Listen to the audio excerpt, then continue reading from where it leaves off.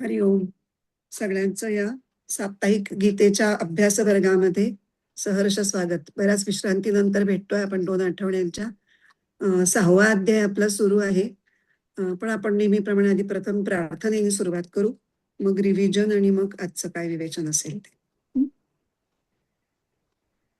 नारायणं नमस्कृत्य नरं चैव नरोत्तमं देवीं सरस्वतीं व्यासं ततो जयमुदीरये.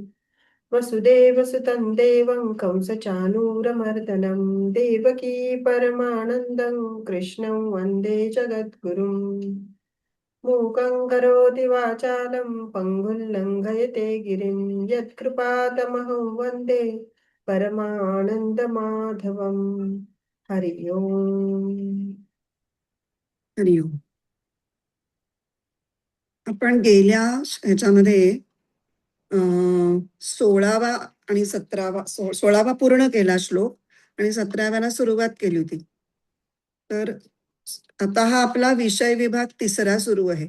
मागचा जो विषय होता तो आपला ध्यान प्रक्रियेचा होता आणि त्याच्या आधीची सुरुवाती जे होतं ते कर्मयोग आणि ध्यानयोग ह्यांच्यामधली कंपॅरिझन किंवा त्याच्यामध्ये काय साम्य आहे हे आपण बघितलं होतं. 16 ते 23 मध्ये आहे योग्याचं संयमित आचरण आणि या अध्यायाचं नाव एक आहे, तसं ध्यानयोग आहे तसं आत्मसंयम योगही आहे. आत्मसंयम साधल्याशिवाय ध्यान साधणार नाही. आत्मसंयम आणि ध्यान हे खूप त्यांचं एकमेकांची घट्ट नातं आहे. त्यामुळे ते योगाचं संयमित आचरण कसं असायला हवं आणि त्याची अंतस्थिती तेव्हा कशी असायला हवी हे सांगणारा हा महत्वाचा विभाग आहे. तर 16व्या श्लोकामध्ये काय सांगितलंय, आपण आधी 16वा श्लोक म्हणूयात. गीताईचा म्हणूया म्हणजे जरा आठवण होईल आपल्याला. नात्यश्नतस्तु योगोऽस्ति न चैकान्तमनश्नतः न चाति स्वप्नशीलस्य जाग्रतो नैव चार्जुन. न योग फार खाऊनी किंवा खाण्याची सोडणी, न फार झोप घेऊनी किंवा जागत बैसुनी. यातला फक्त मराठी अर्थ वाचूयात. हे अर्जुना, हा ध्यानयोग अति खाणाऱ्याला साधत नाही, तसंच अगदी कमी खाणाऱ्याला किंवा न खाणाऱ्यालाही प्राप्त होत नाही आणि अतिशय झोप घेणाऱ्यालाही साधत नाही, तसंच सदैव जागरण करणाऱ्याला सुद्धा हा ध्यानयोग साधत नाही. म्हणजे ध्यानसाधना चांगली होण्यासाठी त्या ध्यानसाधनेला आपल्या शारीरिक प्रकृतीची साथ असणं आवश्यक असतं. आणि ती साथ कशी राहील किंवा काय केलं असता ती राहणार नाही, उलट्या बाजूनी सांगितलंय आधी. त्याला आपण व्यतिरेक पद्धत असं म्हणलं होतं की नकारात्मक जेव्हा गोष्ट सांगितली जाते, एकच गोष्ट बहुतेक वेळेला जेव्हा ती महत्वपूर्ण असते तेव्हा एकदा अन्वय पद्धतीने सांगतात, एकदा व्यतिरेक पद्धतीने सांगतात. असं केलं तर असं होईल, असं केलं नाही तर असं होईल किंवा असं होणार नाही. म्हणजे एकच गोष्ट तुम्हाला ठसवायची असते. त्याच्याकरता ह्या दोन्ही पद्धती बहुतेक वेळेला एका पाठोपाठ एक वापरलेल्या शास्त्रीय ग्रंथांमध्ये आपल्याला आढळतात. त्याचा हा अगदी उत्तम नमुना आहे. आधी या 16व्या श्लोकामध्ये व्यतिरेक पद्धतीने सांगतात आणि 17व्या श्लोकामध्ये तीच गोष्ट थोडी वेगळी आणि अन्वय पद्धतीने सांगतात. पहिल्या ओळीत सांगितलंय नात्यश्नतस्तु योगोस्ति न चैकान्तमनश्नतः. अशधातूचा वापर आहे. अशधातू म्हणजे खाणे. अति खाणाऱ्याला किंवा अति कमी खाणाऱ्याला. तर अति खाण्यामुळे काय होतं, तमोगुण वाढतो, शरीराला जडत्व येतं आणि शरीराला जडत्व आलं की ते मनबुद्धीच्या स्तरावरती ट्रान्समिट होतच, त्याचे प्रभाव त्याच्यावरती होतोच.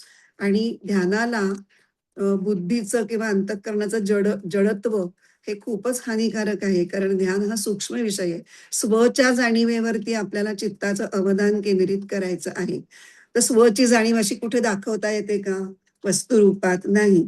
तर हा अतिशय सूक्ष्म ठिकाणी आपल्याला मन केंद्रित करायचं असेल तर आपली बुद्धी तितकी तरल आणि लाईट पाहिजे आणि त्याच्यासाठी खाण्याचं प्रमाण हे योग्य पाहिजे. तर म्हणून दुसरं टोक पण गाठवून उपयोगाचं नाही. खूप कमी खाऊन काय होईल, मग तुम्हाला दुर्बलता येईल. म्हणजे इकडे तुमची ध्यानात सजगता राहील की पोट हलकं आहे म्हणून, पण तुम्ही बसूच शकणार नाही जास्त काळ ध्यानाला. मग काय उपयोग. ध्यानाची बैठक पण तितकीच महत्वाची आहे. जसं विचारांची एकाग्रता महत्वाची आहे, तसं शरीर बसू शकलं पाहिजे. त्यामुळे जास्त खाणं किंवा कमी खाणं या दोन्ही गोष्टींमुळे सजगता ही कमी होते आणि सामर्थ्यही कमी होतं. मग आपण खावं किती? तर त्याच्यामध्ये शंकराचार्यांनी सांगितलंय आत्मसंमितम अन्न प्रमाणम.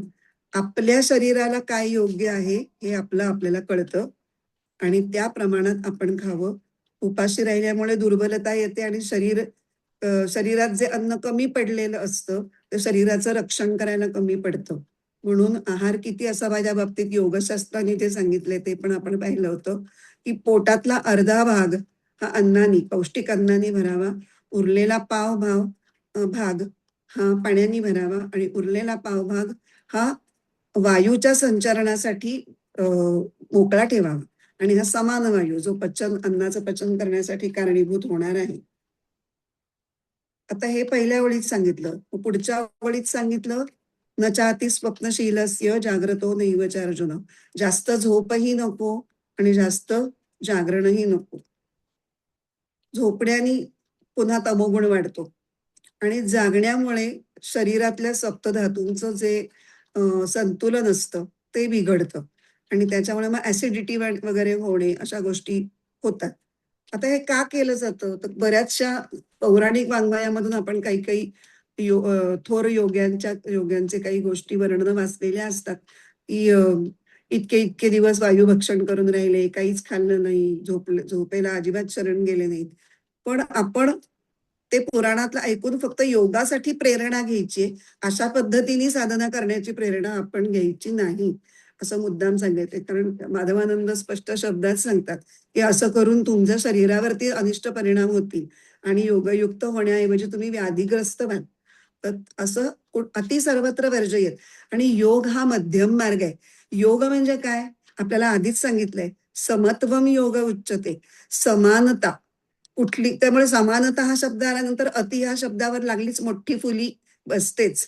तिथे सगळं समान करायचंय, त्या ठिकाणी अतिचा प्रश्नच येत नाही.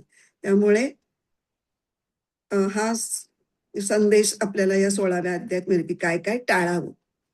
आता 17वा श्लोक आपण वाचूया.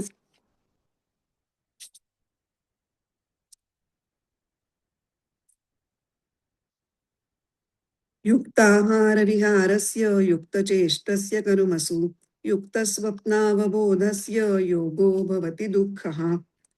निजणे जागणे खाणे फिरणे आणि कार्यही मोजून करीतो त्यास योग हा दुःख नाशन. मराठीतला अर्थ वाचू. युक्ताहार विहारस्य म्हणजे ज्याचं आहार आणि विहार योगासाठी यथायोग्य आहेत. युक्त चेष्टस्य कर्मसु कर्मामध्ये असताना ज्याचं आचरण किंवा क्रिया योग साध्य होण्यासाठी अनुकूल आणि नेमस्त आहेत. युक्त स्वप्नावबोधस्य ज्याचं झोपणं आणि जागे राहणं यांचं प्रमाण योगासाठी अनुकूल योग्य आहे. अशा व्यक्तीला योग हा दुःख हा भवती. योग हा दुःखांचे हरण करणारा सिद्ध होतो. आता गेल्या श्लोकात काय काय केलं असता योग सिद्ध होणार नाही हे सांगितलं. आता या श्लोकात काय काय केलं असता योग सिद्ध होईल या अन्वय पद्धतीने 5 गोष्टींची कल्पना दिलेली आहे, की 5 गोष्टींच्या बाबतीत जो संयम पाळतो तो युक्त म्हणजे त्याच्यासाठी योग साधना त्याची ही यशस्वी होते. 5 गोष्टी कुठल्या? युक्त आहार, युक्त विहार, कर्मसु युक्त चेष्टा म्हणजे योग्य प्रकारे कर्म करणं, युक्त स्वप्न म्हणजे पुरेशी झोप, योग्य प्रकारची झोप आणि युक्त अवबोध, योग्य प्रकारे जागं राहणं. त्याच्या बाबतीत योग सिद्ध होतो. म्हणजे योग हा दुःख हरण करणारा ठरतो. हे जणू काही त्यांनी योगाचा सक्सेस कशाने मोजायचा किंवा कसा लक्षात घ्यायचा ह्याचीच एक डेफिनिशन शेवटच्या चरणात दिलेली आहे. आता युक्ताहार मग आता युक्ताहार आणि युक्त विहार याच्याविषयी बोललो होतो. त्याचं थोडक्यात उजळणी करून मग आपण आजच्या युक्त चेष्टस्य कर्मसूचे विवेचनाला सुरुवात करणार आहोत. युक्त आहार. आता आहार या गोष्टीचा 2 प्रकारांनी अर्थ घेतला जाऊ शकतो. एक अन्न सेवन म्हणजे अन्न खाणं असा जो रूढ आहे आणि दुसरा थोडा व्यापक अर्थ आहे विषय सेवन, विषय ग्रहण करणं. तर पहिला अन्न सेवन या बाबतीत जर विचार करायचा झाला तर आपल्या 3 मुद्द्यांचा विचार आपण केला होता. अन्नाचं प्रमाण, अन्नाचा प्रकार आणि अन्न खाण्याची पद्धत.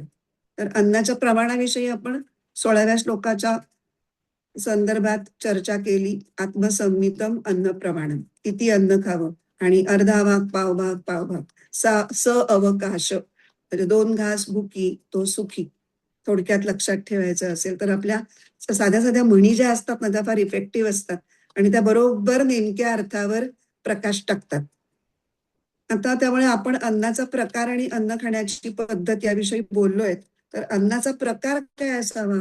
तर 3 प्रकारची अन्न सांगितलेली आहेत गीतेमध्ये. 17व्या अध्यायाचा तो विस्तृत विषय आहे. सात्विक, राजस आणि तामस.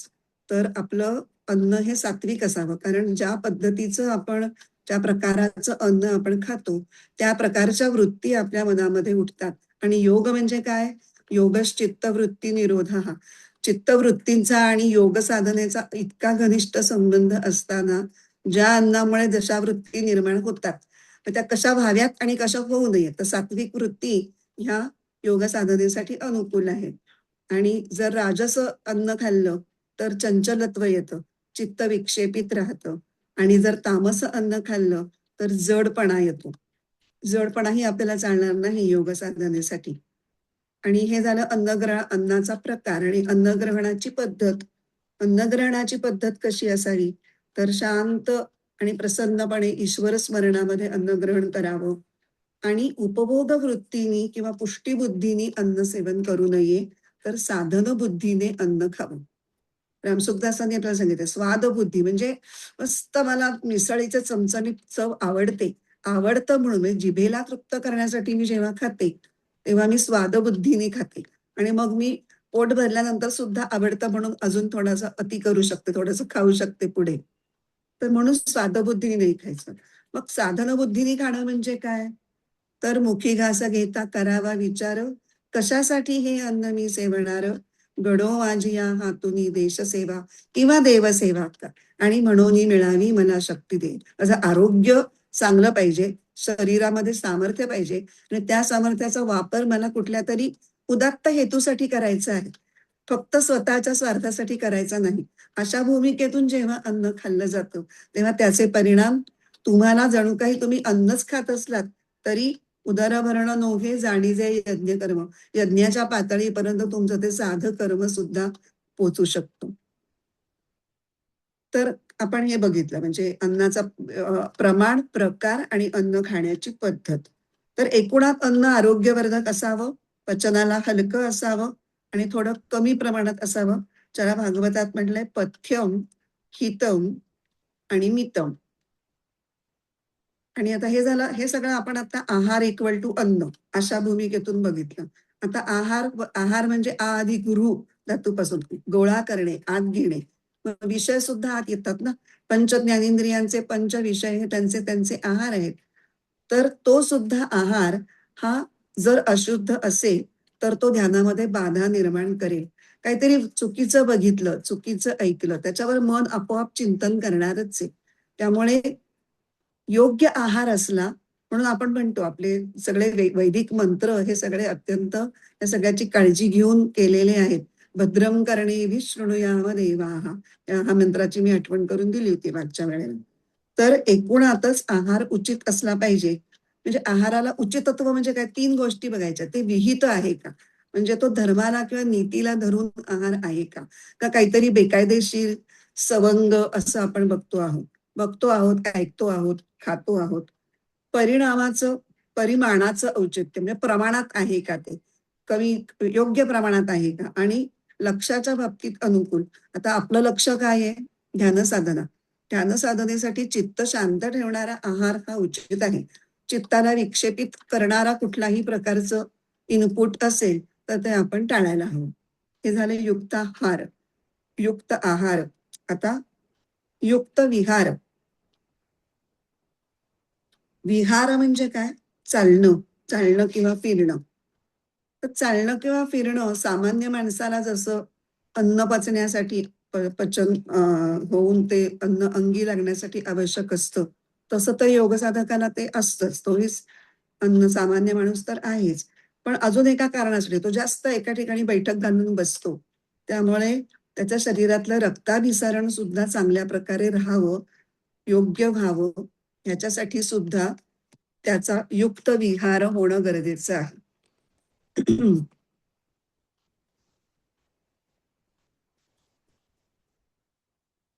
आणि विहार म्हणजे नुसतंच फिरणं नाही, तर फिरण्याबरोबर इतरही काही व्यायाम प्रकार, हलके व्यायाम प्रकार, योगासनं हेही त्याच्यामध्ये इन्क्लुडेड आहे, की जेणेकरून शरीर स्वस्थ राहील. शरीर स्वास्थ्यासाठी आवश्यक तेवढा व्यायाम, पण तो इतकाही अति नाही, की आपल्याला काही शरीर सौष्ठव स्पर्धेत भाग घ्यायचा नाहीये. त्यामुळे इतक्या दंड बैठका, अमुक-तमुक अशा त्या लेव्हलला जायचं नाही. आपला फोकस काय आहे? तर ध्यान. ध्यान उत्तम व्हावं ह्याच्यासाठी जे काही करायचं ते. तो फोकस कधीही बदलू द्यायचा नाही. ते युक्त हा शब्द जो आहे तो कायम ध्यान साधनेच्या संदर्भात जोडून ठेवायचा. जास्तच तुम्ही व्यायाम करायला लागला तर तुम्ही दमून जाल आणि मग ध्यान करायला बसल्यानंतर तुम्हाला पेन येईल किंवा तुम्हाला फारसा उत्साह राहणार नाही. तर तीही लिमिट क्रॉस करायची नाही. इथपर्यंत आपण बघितलं होतं गेल्या क्लासमध्ये. आता आपण बघणार आहोत युक्त चेष्टस्य कर्मसु. तर ह्याचा पुन्हा अन्वय लावून काय होतं? कर्मसु युक्त चेष्टस्य म्हणजे कर्मांमध्ये योग्य प्रयत्न करणारा. आता आपण दोन पद्धतीने या गोष्टीकडे, या मुद्द्याकडे बघणार आहोत. पहिला रामसुखदास जे आपल्याला सांगतात, की ध्यानसाधकांनी आपल्या वर्णाश्रमाला धरून देश, काल, परिस्थिती कशी प्राप्त झाली असेल, त्याच्यानुसार शरीर निर्वाहासाठी कर्म केलं पाहिजे. शरीर निर्वाहासाठी कर्म करणं हा पहिली गोष्ट आहे. आणि त्याच्यानंतर दुसरा मुद्दा येतो त्याच्यामध्ये, आपल्या शक्तीनुसार आपल्या कुटुंबियांची किंवा समाजाची सेवा ही निष्कामतेने आणि हितबुद्धीने करायला पाहिजे. हे सुद्धा युक्त चेष्टस्य कर्मसूमध्ये येतं. तसंच वेगवेगळ्या परिस्थिती माणसाला समोर उभ्या ठाकतात आणि त्या त्या परिस्थितीमध्ये वेगवेगळ्या जबाबदाऱ्या त्या माणसाला पार पाडाव्या लागतात. त्यातल्या ज्या शास्त्रविहित आहेत, म्हणजे शास्त्र सांगतं की या परिस्थितीत तुम्ही असं असं करणं योग्य आहे. तर ते जर तुम्हाला माहिती असेल तर ते करायला तुम्ही मागे पडू नये. ते तुम्ही आनंदाने आणि प्रसन्नतेने करा. 1-2 उदाहरणं देते. अचानक आलेले अतिथी, अतिथींचा सत्कार. मग भले तेव्हा तुम्ही कामात असलात तरी तुम्ही कामं बाजूला ठेवून त्यांचा योग्य उचित सत्कार करणं शास्त्राला अपेक्षित आहे. अतिथी देवो भव असं शास्त्राने सांगितलेलं आहे. मग तुम्ही अतिथींकडे दुर्लक्ष करणं अपेक्षित नाही. त्यांची जी काय असेल ती उठबस तुम्हाला प्रसन्नतेने, ते फार महत्वाचं आहे बरं का. कशी तरी चडफडत आपण करू, चडफडत नाही करायची, प्रसन्नतेने करायची. अडल्या नडल्याला मदत किंवा आजारी किंवा वृद्ध माणसांची सेवा, लहान बालकांचं संगोपन, ह्या सगळ्या गोष्टी या अशा जबाबदाऱ्या आहेत की ज्या अत्यंत प्रेमाने, आदराने, आदरपूर्वक आणि प्रसन्नतेने करणं अपेक्षित आहे. इथे आपल्याला उपदेश सारामधला एक श्लोक आठवतो का बघा. जगत ईषधी युक्त सेवनम अष्टमूर्तीभृत देवपूजनम. ईशतत्व हे फक्त त्या मूर्तीत न बघता जगातल्या अनेक घटकांमध्ये आहे याचं जर भान राहिलं तर ही प्रसन्नता राहू शकेल आणि ही सेवा आपल्या हातून घडू शकेल. ह्याचाच अर्थ काय? युक्त चेष्टस्य कर्मसूचा, की एकंदरच जीवन व्यवहार जो आहे तो यथायोग्य करायला पाहिजे. आपल्या जबाबदाऱ्या टाळून आपण जर ध्यानाला बसलो तर लागेल का हो आपलं ध्यान? ती टोचडी आपल्या मनाला राहील, की खरं म्हणजे मी ते करणं अपेक्षित होतं, पण मी ते न करता ते टाळून आता ध्यानाला बसलेली आहे. तो चित्ताचा विक्षेप निर्माण करणारा मुद्दा ठरेल. त्यामुळे जेव्हा आपण समाधानाने, माझ्या सर्व जबाबदाऱ्या नीट पार पडलेल्या आहेत मी, त्या समाधानासकट जेव्हा आपण ध्यानाला बसू, तेव्हा आपलं ध्यान चांगलं लागेल. मात्र ह्या बाबतीत एक दुसरी धोक्याची सूचना रामसुखदास करतात, की आवश्यक ती कर्म पार पाडायची आहेत. याचा अर्थ नसते लबेदे आपल्या पाठीमागे चिकटवून घ्यायचे आहेत असं नाही.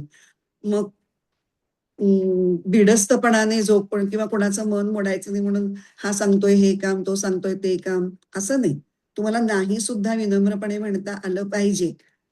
एखादी गोष्ट तुमच्या जबाबदारीच्या स्कोपच्या बाहेर जात असेल तर नाही बाबा मला हे आज जमणार नाही, मी पुन्हा कधीतरी बघीन, असं सुद्धा मोकळेपणाने आणि नम्रपणे न दुखावता समोरच्याला सांगता आलं पाहिजे. पण नाहीतर जर आपण आपल्या रजोगुणाच्या आहारी गेलो किंवा भिडस्तपणाच्या आहारी गेलो किंवा आणखीन कशाच्या आहारी जायची शक्यता आहे? रागद्वेष.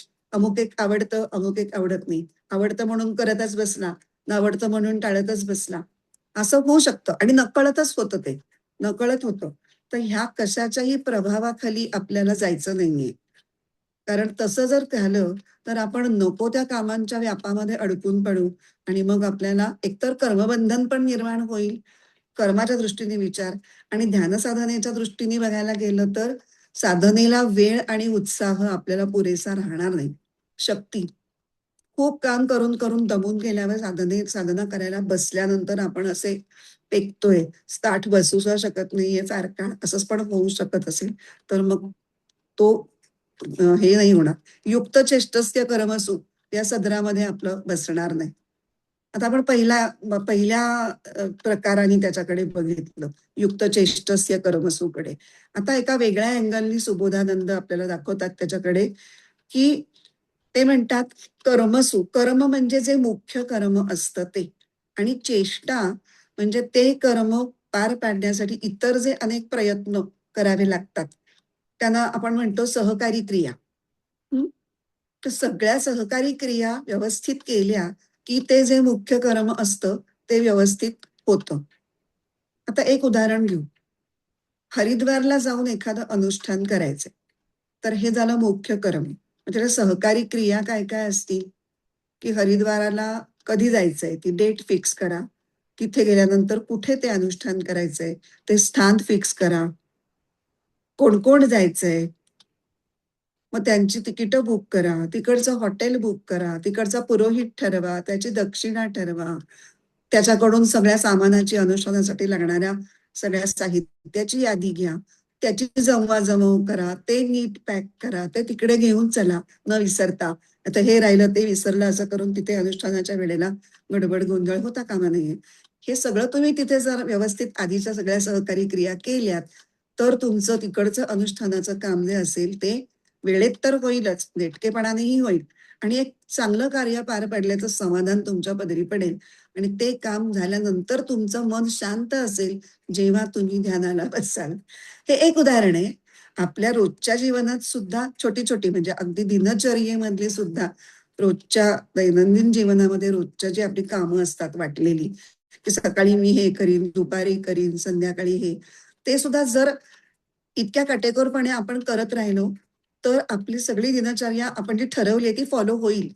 अदरवाईज ठरवताना खूप काटेकोर ठरवलं आणि वागताना कसंही केलं, प्लॅनिंग कमी पडलं, तर प्रत्येक ठिकाणी तो ढिसाळपणा तुमच्या आडी येत राहील.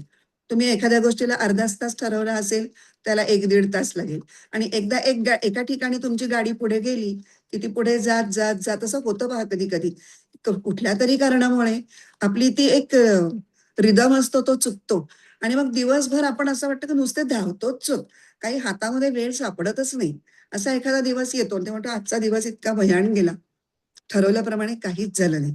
तर ठरवल्याप्रमाणे होण्यासाठी आधी आपल्याला पण प्लॅनिंग लेव्हलवरती कष्ट घ्यावे लागतात. प्लॅनिंग लेव्हलवर आणि एक्झिक्युशन लेव्हलवर सुद्धा. आता काही जण इतकं काटेकोर प्लॅनिंग करतात की ते व्हायबलच नसतं. ते फॉलोच होऊ शकणार नाही इतकं अगदी 3:05 ते 3:08 वगैरे. त्या 3 मिनिटात काहीही उजेड पडत नाही. तेही करू नये. म्हणजे करताना सगळ्याचं भान ठेवून करायला पाहिजे. युक्त चेष्टस्य कर्मसु याच्यामध्ये या सगळ्या गोष्टी येतात. आणि या सगळ्या सहकारी क्रिया व्यवस्थित केल्या तर मुख्य कर्म नेटकेपणाने कमी वेळात, कमी कष्टात होऊन पूर्ण समाधान मिळेल आणि ध्यानासाठी वेळ आणि मनःशांती. ध्यानासाठी नुसता वेळ पुरत नाही. ध्यानासाठी बऱ्याच गोष्टी लागतात आणि सगळ्यात महत्वाची मनःशांती लागते. ती मनःशांती असेल तर तुमचं ध्यान चांगलं होईल आणि ध्यानामध्ये तुमची प्रगती होईल. अशांत मनाने केवळ टिकमार्क म्हणून केलेलं ध्यान, देह जागेवर बसला आणि देह इतक्या इतक्या वेळाने उठला, ह्यानी काहीही साधत नाही, काहीच साधत नाही. त्यामुळे मनःशांतीच्या अराउंड सगळ्या गोष्टी आपल्याला प्लॅन, सगळ्यात महत्वाचं काय तर मनःशांती. इथे आपलं युक्त चेष्टस्य कर्मसु हा मुद्दा आपण बघितला. आता युक्त स्वप्नावबोधस्य, योग्य तेवढा वेळ झोपणारा आणि योग्य तेवढा वेळ जागं राहणार. तर झोप ही एवढ्या प्रमाणात असावी की झोपून उठल्यानंतर पुन्हा आळस आणि निद्रेने आपल्याला त्रास देऊ नये, सतावू नये. तात्पर्य ज्या झोपण्यानी किंवा जेवढं झोपण्यानी आणि जेवढं जागण्यानी आपल्या शरीर स्वास्थ्यामध्येही अडचण येणार नाही आणि योगात सुद्धा विघ्न येणार नाही, इतक्या प्रमाणात झोपावं किंवा जागं राहावं. आता इथे एक प्रश्न तुम्हाला पडतो का? यथोचित झोपावे. नुसतं एवढंच म्हटलं असतं तर? इट इम्प्लाईज ना, की जास्त जागू नये. ते पुन्हा वेगळं म्हणण्याचं काय गरज? अवबोध ह्या शब्दाचा स्पेशल उल्लेख करून युक्तावबोधस्य असं पुन्हा का सांगितलंय? तर त्याचं उत्तर रामसुखदास आपल्याला देतात, की अवबोध शब्दानी त्यांना हे सुचवायचंय, की ज्यासाठी तुम्हाला मानवजन्म मिळाला आहे, त्या कर्मात तुम्ही किंवा त्या गोष्टीत तुम्ही प्रवृत्त होणं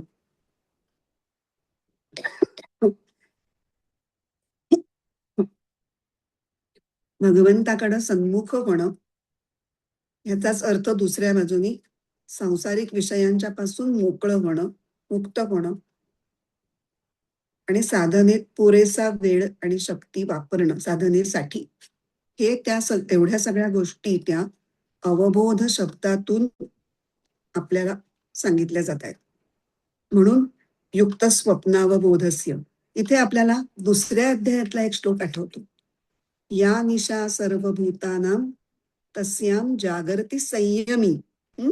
संयमी हा शब्द वापरलाय आणि हा आपला इथे आत्मसंयम योगामध्ये स्वतःच्या प्रत्येक वागण्यातल्या प्रत्येक मुद्द्यावर कसा संयम पाळावा हे आपण शिकतोय. या निशा सर्वभूतानां तस्याम जागरती संयमी यस्याम जागरती भूतानी सा निशा पश्यतो मुनीही. म्हणजे आपण कशाबद्दल जागरूक असावं, फक्त जागृतावस्था शरीराची असं योगामध्ये अपेक्षित नाहीये. आपण आपला अवेअरनेस, आपला फोकस त्याच्याविषयी सतत आपण जागरूक असणं, की मला काय हवंय, माझ्या आयुष्यात सगळ्यात महत्वाची गोष्ट काय आहे, हे मनात सतत जागं असणं, त्याच्यासाठी तो अवबोध शब्द वापरलेला आहे. आणि इतक्या सगळ्या या 5 गोष्टींमध्ये तुम्ही जागरूक राहिलात आणि आत्मसंयम पाळलात, तर मग शेवटी तुमचा योग सक्सेसफुल होईल. म्हणजे काय होईल? तर योगो भवती दुःखः. योग हा दुःखाचा नाश करणारा ठरतो. तर भगवंतांनी जणू काही हे एक आश्वासनच दिलेलं आहे, की जो आहार, विहार, कर्मातले प्रयत्न, झोप, जागणं या सगळ्या गोष्टी सांभाळून अगदी नेटकेपणाने यथायोग्य प्रमाणे करतोय, त्याची योग साधना यशस्वी होते. योग साधना यशस्वी होते म्हणजे काय होतं? तर त्याच्या मनामध्ये प्रगाढ शांतीचा प्रादुर्भाव होतो. त्याचं मन शांतीने भरून जातं. त्याला आपण प्रशांती हा शब्द वापरलोय. शब्द वापरतो आहे, याच्यापूर्वीही वापरलेला आहे. प्रशांतात्मा विगत भीर. तो श्लोक आठवतो? तर या प्रशांतीमुळे काय होतं? तर त्या साधकाचा सगळाच व्यवहार, त्याचं सगळंच वागणं हे त्या शांतीच्या प्रभावाखाली होतं आणि त्यामुळे आध्यात्मिक आणि आधिभौतिक दुःखांचा परिहार होतो. 3 प्रकारची दुःख असतात आपल्याला माहिती आहे. आध्यात्मिक, आधिभौतिक आणि आधिदैविक. आध्यात्मिक म्हणजे शरीराच्या संदर्भातली. आता इतकं जर तुम्ही सांभाळून वागलात, आहार, विहार, निद्रा, झोप वगैरे, निद्रा आणि जागणं, तर आपोआपच शरीराशी संबंधित दुःख तुमची कमीच होतील. चांगलं उत्तम आरोग्य तुम्हाला प्राप्त होईल आणि त्यामुळे आध्यात्मिक दुःख नक्कीच कमी होतील. आधिभौतिक दुःख कशामुळे होतात? तर बहुत करून सदोष वागण्यामुळे होतात. आणि वागण्यात दोष कशामुळे येतो? तर मनातल्या अशांतीमुळे येतो. चित्त अशांत असल्यामुळे चुका होतात. वागताना, बोलताना, विचार करताना आणि मग हातातली गोष्ट चुकीची घडते. त्याच्यातनं अजून अशांती निर्माण होते. पण आता इथे योग सिद्ध झाल्यामुळे तुमच्या मनात प्रशांती निर्माण झालेली आहे आणि त्या प्रशांतीचा परिणाम हा तुमच्या वागण्यावरती झालाय. त्यामुळे तुमच्या वागण्यातले दोष हे दूर झालेले आहेत आणि चुकीच्या वागण्यामुळे जी दुःख तुमच्या वाट्याला येतील, अदरवाईज आली असती, ती आता तुमच्या त्याच्यातून त्याचा परिहार झाला. त्यामुळे आधिभौतिक दुःख सुद्धा कमी होतात. तर आधी दैविक दुःख ही अनाकलनीय किंवा अतर्क्य अशा कारणामुळे होतात आणि त्याच्यावर कुणाचंही नियंत्रण नसतं. पण एकंदरीत संयमित जीवनशैली आचरल्यामुळे जी मनामध्ये आपल्याला प्रशांती आलेली आहे, त्या प्रशांतीमुळे आणि उद्दिष्ट आपल्या आयुष्याचं क्लिअर झाल्यामुळे ही जी बाहेरनं येणारी दुःख असतात ती त्यातल्या त्यात अधिक शांतपणे सहन करण्याची आपली शक्ती त्या प्रशांतीमुळे आपल्यामध्ये निर्माण होते. आपण एकदम त्यांनी खूप असं अतिविचलित होत नाही किंवा अति दुःखात पिचत नाही की आक्रोश करत नाही. थोडंसं समत्व आपल्याला साधायला लागतं.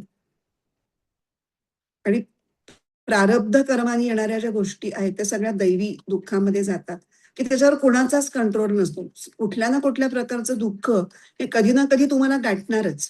तुम्ही कितीही काळजी घ्या, कितीही चांगलं वागा, काहीही करा, पण जे आधीच घडून गेलेलं आहे त्याचं फळ जे तुमच्यापर्यंत येणार त्याला काहीतरी तर निमित्त व्हायला हवंच की नाही. मग कधी तुमच्या मनातली प्रेरणा असेल, कधी एखादी व्यक्ती त्याला निमित्त मात्र ठरेल, काहीही होईल, पण कुठल्या तरी निमित्ताने ते दुःख तुमच्यापर्यंत पोहोचणारच. मग करायचं काय? सहन करायचं. ते भोगूनच संपवायचंय. हे स्वतःच्या मनाला शांतपणे सांगून ते भोगून संपवायचं. त्याच्यापेक्षा जर तुम्ही बंड करायला गेलात तिथे, त्याच्याशी झगडायला गेलात, तर ते दुःख वाढेल, कमी होणार नाही, वाढेल. म्हणून आपल्याला ती प्रशांती जी असते ती आपल्याला शिकवते की हे भोगून संपायचंय, शांत राहा, सहन कर. ताम तितिक्षस्व भारत. त्यामुळे याही प्रकारच्या दुःखाचा निराश ह्याच्यामुळे झालेला आहे. त्यामुळे ओम शांती शांती शांती. आध्यात्मिक, आधिभौतिक आणि आधिदैविक अशा तीनही दुःखांचा परिहार हा योगामुळे होतो, योग साधनेमुळे होतो, असं योगाचा एक महत्वाचा मुद्दा या श्लोकात सांगितलेला आहे. आता आपण ज्ञानेश्वरीतल्या ओव्या 349 ते 352 या वाचूया.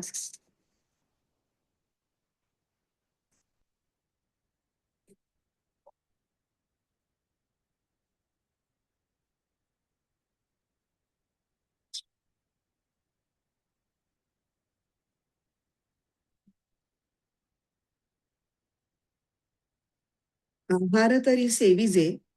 आधी आपण वाचून घेऊ आणि मग दोन दोन थोड्या थोड्या ह्याच्यामध्ये मी जर विवेचन करीन त्याचं. आहार तरी सेविजे, परी युक्तीचे नि मापे मविजे, क्रियाजात आचरिजे तयाची स्थिती. आहार सेवन करावा, परंतु तो उचित व बेताचा असावा. सर्वच कर्मे अशी उचित व बेताची असावी. मितला बोली बोलीजे, मितलिया पाऊली चालीजे, निद्रेही मानू दिजे अवसरे एके. मोजके बोलावे, बेताने चालावे आणि झोपेलाही योग्य वेळी मान द्यावा. जागणे जरी जागले तरी व्हावे ते मितले, येतुले नि धातुसाम्य संचले असेल सहजे. कधी जागरण करणं आवश्यक असेल तर तेही नियमित असावे, म्हणजे अति करू नये. खूप रात्रभर जागलाच नाही, मग ठीक आहे, रोजची झोपण्याची वेळ 9-9:30 असेल तर एक 11 पर्यंत जागणं, म्हणजे कफ पित्तादी शरीरगत धातुरसांचे योग्य प्रमाण राहून सुख होते. ऐसे युक्तीचे नि हाते, जै इंद्रिया गोपीजे भाते, तै संतोषासी वाढते मनची करी. अशा रीतीने नियमितपणे इंद्रियांना विषयाचे अन्न दिले म्हणजे ते मनाला संतोषित करते. त्याच्यातली शेवटची ओवी जरा जास्त महत्वाची आहे. आधीच्या ओव्या तुलनेने सोप्या आहेत. आता आहार तरी सेविजे, तरी युक्तीचे नि मापे मविजे. हे जे दोन चरण आहेत ते कशाबद्दल आहेत? युक्ताहार ह्याच्यावरचं भाष्य आहे. आणि इथे युक्ती म्हणजे आपण मी कशी युक्ती केली वगैरे असं जे म्हणतो की नाही, युक्तीने मी ते टाळलं, चतुराई, इथे तो अर्थ नाहीये घ्यायचा. इथे युक्ती म्हणजे योग प्रक्रिया. युक्ती या शब्दाचे बरेच वेगळे वेगळे 2-3 अर्थ तरी होतात. त्यातला इथे युक्ती म्हणजे एक चातुर्य होतं. युक्ती म्हणजे तर्क असाही होतो, की तर्काने एखादी गोष्ट सिद्ध करणं, एखादा सिद्धांत मांडायचा आणि तो तर्काने त्याला पुष्टी करायची त्याची. अशा प्रकारे शास्त्रीय ग्रंथांमध्ये पुष्कळ वेळेला केलं जातं. म्हणजे शंकराचार्य म्हणतात, की जो वेदांना अनुकूल असेल अशी युक्ती तुम्ही जरूर वापरा. म्हणजे असा तर्क तुम्ही जरूर समजून घेण्यासाठी गोष्ट किंवा सिद्ध करण्यासाठी वापरा, पण तो वेदाला अनुकूल पाहिजे. वेदांतामध्ये सांगितलेल्या सिद्धांताला जो प्रतिकूल असा तर्क असेल त्याला ते दुष्तर्क म्हणतात. आणि तिसरा हा योग प्रक्रिया, योगाच्या संदर्भात हा योग प्रक्रिया हा असा अर्थ आहे. तर युक्तीचे नि मापे मविजे म्हणजे योग प्रक्रियेच्या मापानी तो मोजा. म्हणजे काय करा, तर जो काही आहार असेल तो योग प्रक्रियेला पूरक असेल, बाधक होणार नाही, अशा एवढ्याच मापाने तो सेवन करा. क्रियाजात आचारीजे तयाची स्थिती. क्रियाजात आचारीजे, क्रियाजात ही जी दोन ओळी आहेत त्या कर्मस युक्त चेष्टसीय याच्यावरचं भाष्य आहे. आणि हा जो आहाराला जो नियम आहे तोच नियम क्रिया करण्याच्या बाबतीत सुद्धा तसाच लागू होतो. थोडक्यात म्हणजे योगस्थिती प्राप्त करून घेण्याची जी साधना प्रक्रिया आहे ती मनामध्ये मध्यवर्ती ठेवायची आणि तिला पूरक पोषक असाच आहार विहार आणि व्यवहार करायचा. मापितला बोल बोलीजे, वितलिया पाऊली चालीजे, निद्रेही मानू दिजे अवसरे एके. आता इथे मितलिया पाऊली चालीजे हे युक्त विहार या शब्दावरचं भाष्य आहे ज्ञानेश्वरांचं. आणि मापितला बोल बोलीजे याच्यामध्ये दोन गोष्टी आहेत. जास्त बोलू नये आणि थोडं बोलावं. बोलीजे म्हटलंय, अजिबात न बोलण्याचा प्रयोग पण नाही करू. जेवढं आणि जेव्हा आणि जे असेल गरजेचं ते बोललंही पाहिजे असं त्यांनी सांगितलंय. आणि निद्रेही मानू दिजे. निद्रा ही एक अत्यंत स्वाभाविक गोष्ट आहे. त्यामुळे निद्रा योग्य वेळी आली तर त्याला तुम्ही मान देऊन झोपलं पाहिजे. ते तुमच्या शरीराच्या आणि एकंदरीत साधनेच्या हितामधलंच आहे. जागणे जरी जागले तरी व्हावे ते मितले, येतुलेनी धातू साम्य संचले असेल सहजे. हे युक्तावबोध या पदांवरचं ज्ञानेश्वर महाराजांचं भाष्य आहे की योग्य निद्रा घेतल्यामुळे शरीरातील जे सप्तधातू असतात, मांस मज्जा रक्त वगैरे वगैरे अस्थि, तर त्या सगळ्यांचं संतुलन चांगलं राहतं. आणि रात्री झोपेच्या वेळेनंतर जर जागायची वेळ आली तरी ते जागणंही पोळकच असावं. तर शेवटची जी ओवी आहे ती खूप महत्वाची आहे. ऐसे युक्तीचे नि हाते, जे इंद्रिया गोपीजे भाते, तै संतोषासी वाढते मनची करी. युक्तीच्या हाताने इंद्रियांना वाढावं हे खूप काव्यात्मक लिहिलंय बरं का ज्ञानेश्वर महाराजांनी. आणि ह्याचे दोन अर्थ होतात. आता इथे युक्तीचे दोन अर्थ घ्यायचे. पहिली युक्तीचा जो अर्थ चतुराई जो आहे तो अर्थ घेतला असताना काय अर्थ होतो की इंद्रियांना विषय योग्य प्रमाणात अशा चतुरपणे पुरवावे की इंद्रियांची तर तृप्ती होईल आणि आपल्याला तर विषय सेवन केल्याचा कुठलाही त्रास होणार नाही. हा पहिला अर्थ. आणि दुसरा अर्थ, विषय सेवन करताना ते योग प्रक्रियेत बाधा निर्माण करणार नाहीत याचं सतत भान राहील हे पाहावे. जो आपण नॉर्मल अर्थ घेतला तो युक्तीचा, तर इंद्रियांना म्हणजे युक्त आहार, तर इंद्रियांना विषय वाढणारे म्हणजे पुरवणारे हात संयमाचे असावेत. म्हणजे काय, विषय पुरवणारे कोण आहोत, आपणच आहोत. किती वाढायचं हे आपण ठरवू शकतो. आणि ते संयम म्हणजे काय, त्याची रेषा सुद्धा मर्यादा आपणच ठरवायची. आणि आपण लहान मुलांना जसं ट्रीट करतो तसं आपल्याच इंद्रियांना ट्रीट करायचं. की लहान मुलं हट्ट करतात, अजून दे अजून दे. आपण म्हणतो हा एवढंच, आता हे शेवटचं, आता संपलं, आता अजून खाल्लंच तर बाऊ होईल, असं आपण त्यांना सांगतो की नाही. तसंच की नाही, आता एवढंच, आता ह्याच्यापेक्षा जास्त उद्या, उद्या आपण खाऊ. हे आपलं आपण स्वतःला समजवायचं आणि मर्यादित राहायचं. आणि असं केल्यामुळे तै संतोषासी वाढते मनची करी. हे योगो भवती दुःख हा, पण दुःख हा शब्दच वापरला नाहीये ज्ञानेश्वर महाराजांनी. दुःख हरण करणारा योग ठरतो याच्याऐवजी ते म्हणतात की अशा आत्मसंयमाने वागल्यामुळे संतोष वाढतो मनातला. आणि तो संतोष कशाचा असतो, तो आंतरिक सामर्थ्य वाढण्याचं ते सुख असतं. आणि ते आंतरिक सामर्थ्य वाढल्यामुळे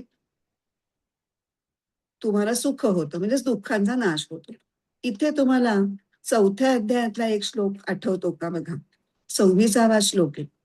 श्रोत्रादीनिंद्रियाण्यन्ये संयमाग्निषु जुह्वति, शब्दादीन विषयानन्ये इंद्रियाग्निषु जुह्वति. दोन्ही गोष्टी इथे आपण केल्या. संयमाच्या हाताने वाढलं याचा अर्थ सगळ्या इंद्रियांना संयमाग्नीमध्ये त्यांचं हवन केलं. सुसाट सुटलेली जी इंद्रिय असतात त्यांना आवरून आपण संयमात बांधून टाकलं. श्रोत्रादीनी इंद्रियाणी संयमाग्निषु जुह्वति, म्हणजे त्यांचा संयम केला आणि पुरेशा प्रमाणात युक्तीने चातुर्याने विषय अगदी तोडले नाहीत आपण, थोड्या थोड्या प्रमाणात योग्य त्या प्रमाणात इंद्रियांच्या पर्यंत पोहोचवले सुद्धा. शब्दादीन विषयानी अन्ये इंद्रियाग्निषु जुह्वति, पुरेशा प्रमाणामध्ये शब्द इत्यादी विषय हे ज्या त्या इंद्रियापर्यंत पोहोचवले. अशी ही जी दोन साधनं सांगितली होती, दोन प्रकारचे यज्ञ चौथ्या अध्यायामध्ये, त्याची पण इथे आठवण, म्हणजे आपण एक्झॅक्टली तेच केलंय इथे बोलतो ना. आता तुम्हाला सांगितल्यानंतर आठवलं असेल बघा. इथे हा आपला 17वा श्लोक पूर्ण झालाय. आपण 18वा श्लोक वाचूयात.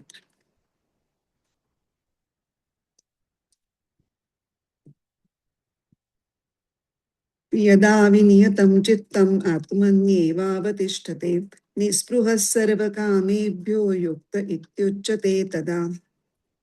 संपूर्ण नेमिले चित्त आत्मरूपी चिरंगला, निमाली वासना तेव्हा योगी तो युक्त बोलिला.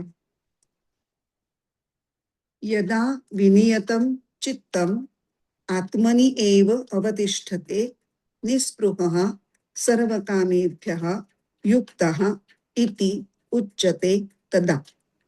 अन्वय आणि अर्थ बघूया. यदा विनियतं चित्तम, जेव्हा म्हणजे ज्या स्थितीत विशेष करून नियमित केले गेलेले चित्त आत्मनि एव अवतिष्ठते, केवळ आत्मस्वरूपातच स्थित होऊन राहते, तदा तेव्हा म्हणजे त्या स्थितीत आल्यावर सर्व कामेभ्यः निःस्पृहः, सर्व काम उपभोग इच्छा आकांक्षांपासून मुक्त झालेला, युक्तः इति उच्यते, युक्त झाला आहे असे म्हणतात. जेव्हा म्हणजे ज्या स्थितीत पूर्णपणे नियमन केले गेलेले चित्त केवळ आत्मस्वरूपातच स्थित होऊन राहते, तेव्हा म्हणजे त्या स्थितीत आल्यावर सर्व कामोपभोगांच्या आणि मान्यतेच्या इच्छा आकांक्षांपासून मुक्त झालेला तो योगयुक्त झाला आहे असे म्हणतात. चित्त नेमिले सदा जयाचे निजस्वरूपी रमते, सर्व कामना निमती तेव्हा योगी म्हणती त्या ते. युक्त योगयुक्त स्थितीचं वर्णन हे या श्लोकात केलंय. आतापर्यंत मागच्या श्लोकामध्ये काय झालं, आहार विहार कर्म विश्रांती ह्या सगळ्या गोष्टी योग्य प्रमाणात असलेल्यालाच योग प्राप्त होतो, म्हणजे त्याची योग साधना उद्देशाच्या दृष्टीने सफल होते, पूर्णत्वाला जाते. उद्देश कुठला होता, दुःखरहित होण्याचा. आता या श्लोकामध्ये काय केलंय, योगयुक्त स्थितीचं वर्णन केलेलं आहे. हे जे युक्त इत्युच्यते तदा हे वाचल्यानंतर तुम्हाला आठवलं का की अशाच प्रकारची फ्रेज आधीच्या काही एखाद्या श्लोकामध्ये झालेली आहे. याच अध्यायातल्या 8व्या श्लोकामध्ये म्हटलं होतं, ज्ञान विज्ञान तृप्तात्मा कूटस्थो विजितेंद्रियः युक्त इत्युच्यते योगी समलोष्टाश्मकांचनः.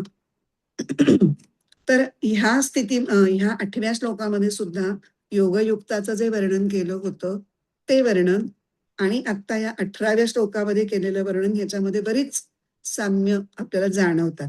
कुठे कुठे जाणवतं ते, 8व्या श्लोकामधलं विजितेंद्रिय हा हे जे पद आहे ते या श्लोकातल्या 18व्या श्लोकातल्या विनियतम चित्तमशी जवळचं आहे.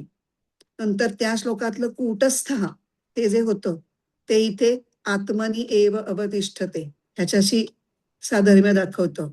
आणि त्या श्लोकातलं 8व्या श्लोकातलं ज्ञान विज्ञान तृप्तात्मा हे जे पद होतं ते इथे निःस्पृह सर्व कामेभ्यः ह्याच्याशी मिळतं जुळतं आहे. ज्ञान आणि विज्ञानामुळे जो तृप्त झालेला आहे म्हणजेच त्याच्या सगळ्या कामनांपासून तो इतका तृप्त झाला की त्याला आता अजून काही नकोच आहे, त्याला कुठली इच्छाच उरली नाहीये. म्हणजेच निस्पृहः सर्व कामेभ्यः. तर आता आपण या श्लोकाचं विवेचन करायला सुरुवात केली की हे जी मी तुम्हाला आता साम्य स्थळं दाखवून दिली आहेत, त्याच्यावर तुम्ही विचार करत करत ते ऐकलं तर तुम्हाला ते जाणवेल. तर 2 महत्वाच्या गोष्टी या श्लोकात सांगितल्या, की चित्त स्वरूपामध्ये स्थित होणं, आत्मनी एव अवतिष्ठते आणि निस्पृहः सर्व कामेभ्यः, सर्व प्रकारच्या कामनांपासून निवृत्त होणे किंवा सर्व पदार्थांपासून निस्पृह होणे, निरिच्छ होणे. तर पहिल्या ओळीमध्ये जे सांगितलंय, की चित्त आत्मस्वरूपाशी युक्त होऊन राहणं, ही योगावस्था साधण्यासाठी चित्ताला काहीतरी एक क्वालिफिकेशन पाहिजे. पहिलं चित्त अशा प्रकारचं असलं, तरच ते त्या योगस्थितीपर्यंत पोहोचू शकेल. त्या वर्णनाने या श्लोकाची सुरुवात होते. त्याला म्हणते यदा विनियतम चित्तम. जे विशेषत्वाने नियमन केलं गेलेलं चित्त आहे, ते आत्म्यापर्यंत जाऊन पोहोचण्यासाठी सक्षम झालेलं आहे. विनियत म्हणजे विशेषत्वाने नियमन केलेलं. रामसुखदास याला संसाराच्या चिंतनाने रहित चित्त असं म्हणतात. तर सुबोधानंद म्हणतात की हे विशेष परिष्कृत किंवा सुसंस्कृत केलं गेलेलं असं चित्त आहे. हे परिष्करण किंवा संस्कार हे कशामुळे घडले, तर आधी जे आपण ध्यान प्रक्रिया बघितली की नाही, त्या ध्यान प्रक्रियेच्या अभ्यासाने हे संस्कार घडले. तसंच अलीकडच्या श्लोकांमध्ये जे आपण युक्त आहार विहार निद्रा हे बघितलं, हे सगळे नियम पाळून जी एक उत्तम जीवनशैली अंगीकारलेली आहे योग्यानी, त्याच्यामुळे सुद्धा त्याचं चित्त हे विशेषत्वाने नियमित झालेलं आहे. तर इथे आपल्याला हे लक्षात येतं की चित्ताचं नियमन करण्याची क्षमता विकसित करणं ही योगासाठी म्हणजे योगस्थितीसाठी म्हणजे चित्त हे आत्मस्वरूपाशी जोडलं जाण्यासाठीची पूर्वतयारी आहे, पूर्व आवश्यकता आहे, ज्याला आपण इंग्लिशमध्ये प्री रिक्विसाइट असं म्हणतो. की हे केल्याशिवाय ते नाही, पहिलं इथपर्यंत ये, मगच पुढे तुला ते जमणार आहे. आणि मग त्याच्यासाठी चित्ताच्या नियमनाचा अभ्यास करावा लागतो. आणि चित्ताचं नियमन म्हणजे चित्ताच्या वृत्तींचं नियमन अर्थातच. मग पाहिजे त्यावेळी पाहिजे त्याच वृत्ती चित्तावर राहतील. ध्यानकालामध्ये योग प्रक्रियेशी संबंधित नसलेल्या वृत्ती या चित्तामध्ये उठणारच नाहीत. आणि असं करत करत अखेरीस एकही वृत्ती चित्तावर उठणार नाही इथपर्यंत जमणं म्हणजे चित्ताचं नियमन. आणि योग प्रक्रिया करताना किंवा इतर वेळी सुद्धा जशी आवश्यकता असेल त्यानुरूप हे साधणं, विशिष्ट वृत्तीच मनामध्ये राहणं किंवा एकही वृत्ती न राहणं, हे म्हणजे विशेष नियमन. आणि मग हे अशा प्रकारचं विशेष नियमन केलेलं चित्त म्हणजे विनियतम चित्तम हे आत्म्यामध्ये स्थिर होतं. पण म्हणजे एकदम होईल का ते? त्यालाही काहीतरी टप्पे असतील. क्रमाक्रमाने त्या टप्प्यामधून जात जात ते फायनली आत्म्यामध्ये स्थिर होतं. तर ते टप्पे कुठले आहेत? तर ज्या साधकाचं चित्त पूर्णपणे त्याच्या ताब्यात आलेलं आहे म्हणजे विनियतम चित्त असलेला असा जो साधक आहे, तो सुरुवातीला ज्ञान प्रक्रियेच्या वृत्ती सोडून इतर वृत्ती नाहीत अशा स्थितीमध्ये पहिल्यांदा तो मन चित्ताला ठेवू शकेल. आता ध्यान करायचं आहे ना, ध्यान योग प्रक्रिया सुरुवात करण्यापूर्वी त्याच्या खेरीज इतर कुठले विचार माझ्या मनात नकोत असं तो ठरवू शकेल. आणि मग ध्यानापूर्वी म्हणण्याचे श्लोक, मग ध्यानात चित्ताचं अवधान स्ववरती केंद्रित करायचंय अशी एक धारणा आणि त्याच्या संबंधित प्रक्रियेच्या धारणा, ध्यानमंत्र इत्यादी ज्या प्रत्यक्ष ध्यानक्रियेला पूरक अशा गोष्टी आहेत, त्या संबंधीच्या वृत्ती थोडा काळ तो चित्तावर राहू देईल.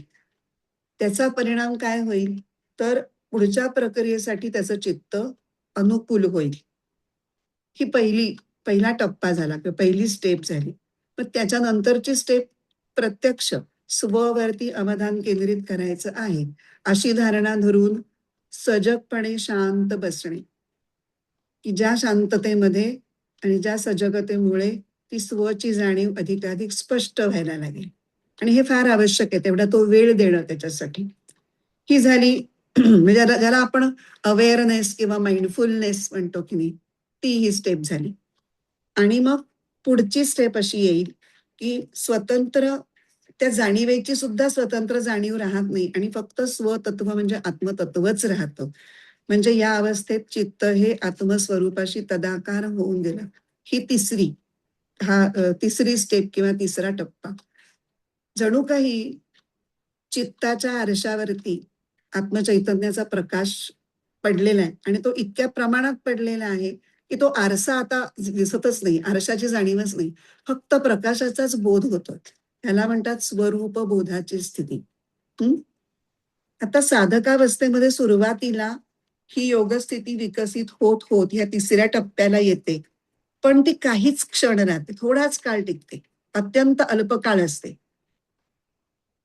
नंतर मग ही चौथी स्टेप की स्थिती आली पण थोडाच काळ टिकली आणि मग त्याच्या पुढच्या टप्प्यामध्ये ध्यानामध्ये तिचा काळ हळूहळू वाढायला लागतो आणि मग ही अवस्था स्थिर होते, जेव्हा तिला योगयुक्त स्थिती असं म्हटलं जातं.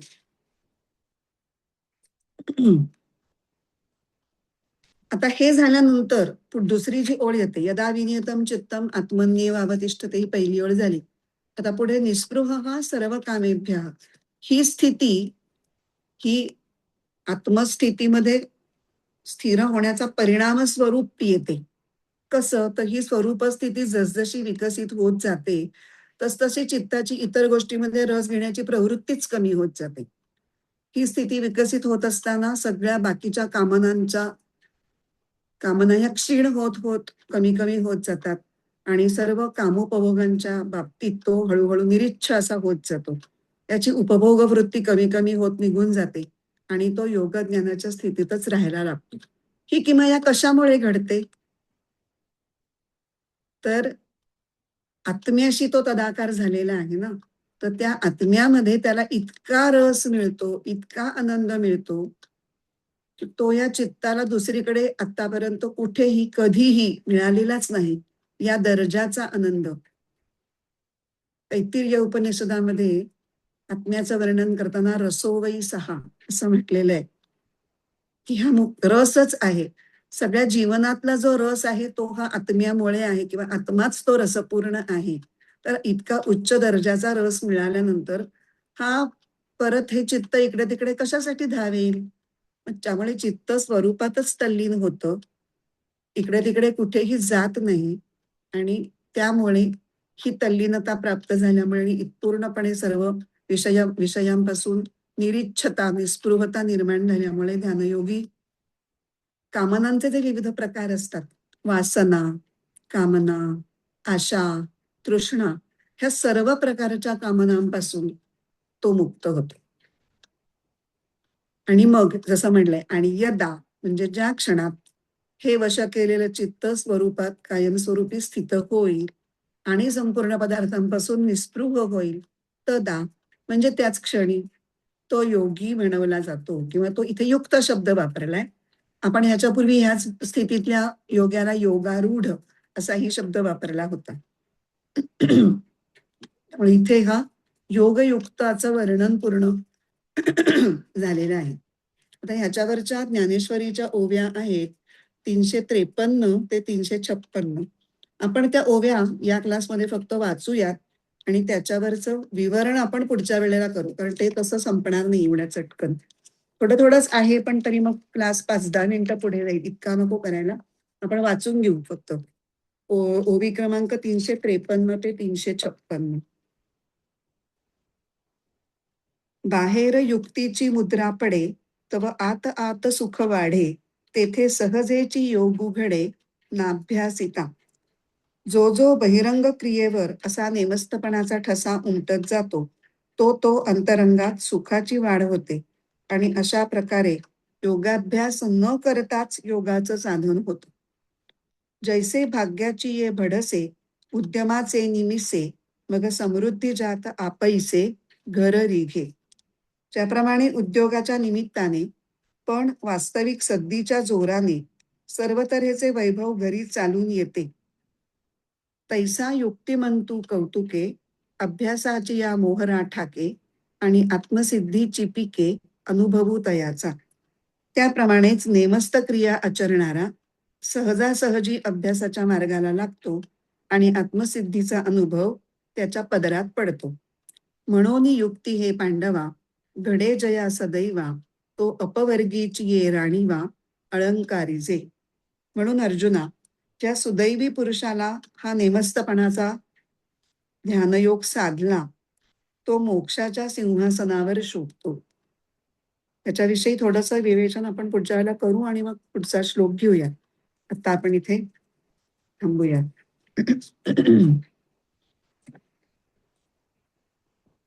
प्रार्थना घेते.